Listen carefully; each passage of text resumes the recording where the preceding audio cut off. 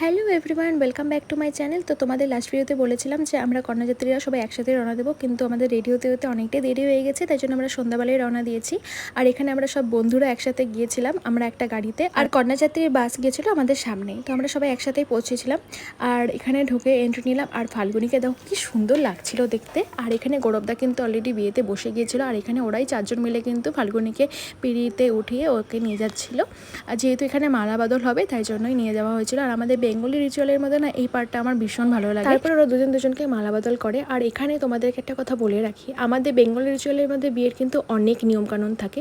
যেহেতু এখানে গৌরবদারা ছিল হলো বুদ্ধিস্ট, তাই জন্য ওদের নিয়মে একদিনেই বিয়েটা কিন্তু কমপ্লিট হয়।